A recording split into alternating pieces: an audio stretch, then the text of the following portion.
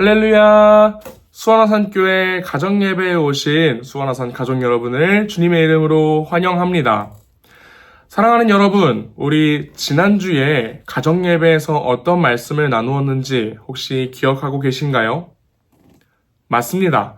우리는 지난주에 사랑하는 마음으로 용서하는 방법에 대해서, 사랑하는 마음으로 누군가를 용서하는 것에 대해서 우리가 지난 시간 나누었습니다. 어떠신가요? 한 주간 살아가시면서 여러분 주변에 있는 사람들에게 용서하는 마음을 가지셨나요? 혹은 누군가에게 용서를 구해야 한다면 그 사람에게 용기를 가지고 용서를 구한다는 말을 전해주셨나요? 만약에 그러셨다면 너무 잘하셨습니다.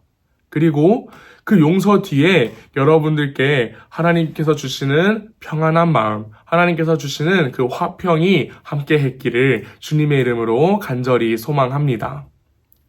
건강하고 완전한 용서가 일어나면 그 뒤에 따라오는 것이 있어요.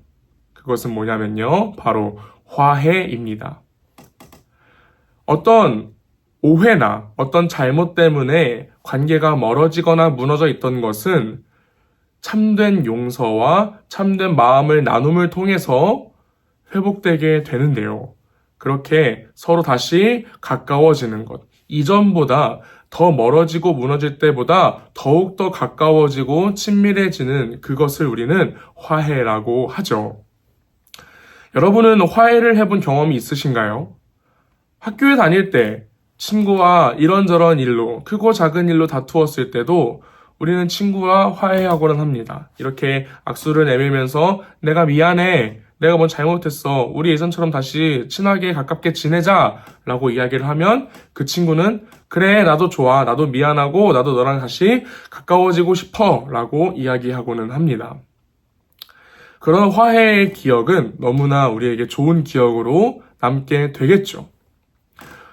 예수님께서도 그런 화해의 마음을 우리가 가져야 한다라고 말씀하십니다. 특별히 오늘 말씀 가운데에서 예수님께서 화해에 대해 어떻게 이야기를 하시고 우리가 왜 화해를 해야 하는지, 다른 사람과의 관계를 그냥 내버려두면 안 되고 왜 우리가 가까운 마음으로 그들에게 나아가서 화해를 일으켜야 하는지를 오늘 말씀을 통해서 잠시 살펴보도록 하겠습니다.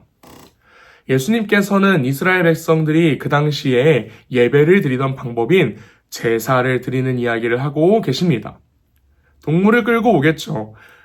성전에서 바칠 제물을 끌고 와서 이제 그것을 제사로 드림을 통해서 하나님께 드리는 예배를 이스라엘 백성들은 드렸습니다. 그런데 예수님께서는 너희가 제물을 가지고 제사를 드리기 위해 성전을 찾아오기 전에 너희의 마음이 다른 이들과의 관계 때문에 어렵고 불편한 마음이 있다면 먼저 그 사람과 화해를 하고 관계를 회복하고 올 것을 말씀하십니다. 사실 어떻게 보면 예배는요, 제사는요, 하나님과 드리는 것이고 내 다른 사람과의 관계는 사람들과의 관계인데 어떻게 그것이 연결이 될까? 그것과 그것이 서로 중요한 것일까? 라는 생각을 하게 되기도 합니다. 하지만 우리는 우리에게 그렇게 예배의 방법을 주시고 또한 우리가 그렇게 제물을 드림을 통해서 죄사함을 받게 하시는 하나님의 마음, 하나님께서 그것을 이루어주시기 위해서 우리에게 먼저 무엇을 해주셨는가를 기억해야 합니다. 우리는 원래 죄인입니다. 그래서 우리와 하나님의 관계는 멀어졌습니다. 학교에서나 직장에서 다른 친구들과 싸우고 다른 동료들과 관계가 멀어진 것과는 비교할 수 없을 정도로 사이가 멀어졌고 관계가 좋지 않아졌죠. 하지만 하나님께서는요, 우리와 화해하시기 위해서 그렇게 예배의 방법, 그 죄의 문제를 해결할 수 있는 제사의 방법을 우리에게 주신 것입니다. 그런데 하나님께서 그렇게 멀고 너무나 어려웠던 관계를 회복하는 방법을 주셔서 우리에게 그 제사를 드릴 수 있게 해주셨고 우리가 그 제사를 드리러 성전으로 나아갔는데 내가 그 문제에 비해서는 아주 작고 초라한 문제인 다른 친구와 다른 사람과의 문제를 해결하지 못하고 예배로 나아간다면 하나님께서 과연 그 예배를 기뻐 받으셨을까요? 아니요. 하나님께서는 아마 그 제사를, 그 제물을, 그 예배를 기뻐하지 않으셨을 것입니다. 마치 아벨이 하나님께 제사를 드리고 가인이 하나님께 제사를 같이 드릴 때 옆에 있는 아벨을 시기하고 질투하는 마음으로 제사를 드린 그 가인의 예배를 받지 않으신 것처럼요. 하나님께서는 남을 미워하는 마음, 남을 시기하는 마음, 남을 어렵고 힘들어하는 그 마음을 가진 채로 하나님께 제사를 드리는 것을 기뻐하지 않으셨을 것입니다. 그렇기 때문에 예수님께서는요, 우리에게 다른 사람과의 관계를 회복하고 우리에게 화해할 것을 말씀하시고는 우리에게 그렇게 제사를 드리라고 권해주시는 것이죠.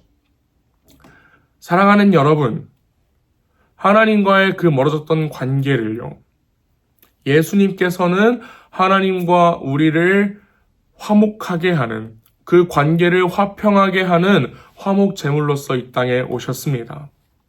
그렇게 말씀해 주신 예수님께서는요, 이제 사람과 하나님과의 관계를 완전히 회복하게 하시기 위해서 그 멀었던 간극을 무너뜨리고 화해하도록 만드시기 위해서 이 땅 가운데 참된 제물로 오셨습니다. 사랑하는 여러분, 스스로를 제물로 바치신 완전한 대제사장께서 우리에게 말씀하십니다. 너희가 하나님 앞에 기쁜 마음으로 예배하기 위해서, 너희의 죄를 사함받기 위해서 그 예배 가운데 하나님을 영화롭게 하며 영원토록 그를 즐거워하기 위해서는 너희가 서로 화해하고 너희가 서로 관계를 회복하며 너희가 그 관계 가운데 기뻐하고 즐거워하는 마음으로 함께 예배할 것을 말씀하십니다. 사랑하는 여러분, 특별히 가정을 생각해 보면요.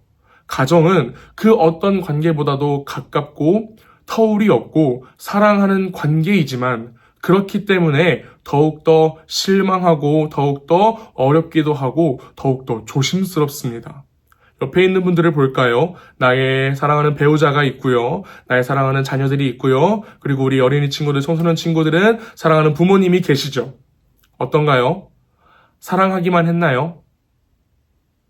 그렇지 않을 겁니다. 저도 그렇지 않았는데요. 오늘 이 말씀을 나눈 뒤에 여러분 서로의 마음 가운데 서로를 용서하는 마음과 더불어 그 화해하는 마음, 관계가 회복되고 서로를 더욱더 사랑할 수 있는 마음이 여러분들 가운데 있었으면 좋겠습니다. 오늘 예배 마치고 그 질문을 나누는 시간 가운데 내가 부모님께, 내가 나의 자녀들에게, 내가 나의 배우자에게, 형제 자매에게 어떤 것을 잘못했고 어떤 것에 대해서 용서를 구해야 하고 어떤 문제를 두고 우리가 화해를 해야 하는지를 서로 나누어 보시기를 바랍니다. 사랑하는 여러분, 함께 할 시간이 많을 겁니다. 그렇기 때문에 같이 지내면서 겪게 될 일도 많습니다. 기쁜 일도 슬픈 일도 많을 겁니다. 그 가운데에서 여러분이 서로 즐거울 때는 함께 즐거워하며 슬퍼할 때는 같이 슬퍼하는 가운데 여러분 서로 속상하고 어려운 일이 있을 때마다 그 마음 오래 가져가지 않고 화해하며 하나님을 기뻐하는 또한 하나님께서 기뻐하시는 예배 드리는 가정이 되시기를 주님의 이름으로 간절히 소망하고 또한 소망합니다. 같이 기도하겠습니다. 하나님 아버지 감사합니다. 사랑하는 우리 가정이 주님 앞에 함께 예배드리고 말씀을 나누게 하심에 감사합니다. 예수님께서 온전한 예배를 드리기 위해서는 화해할 것을 우리에게 말씀해 주심을 말씀을 통해 기억했습니다.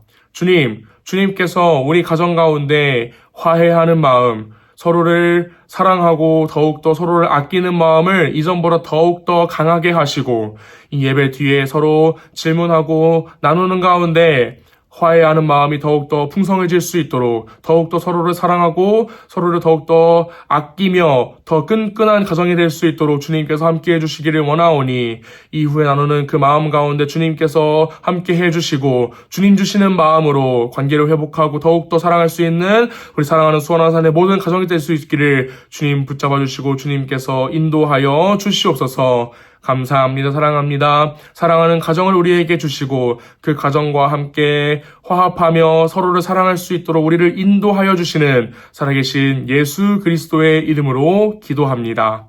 아멘.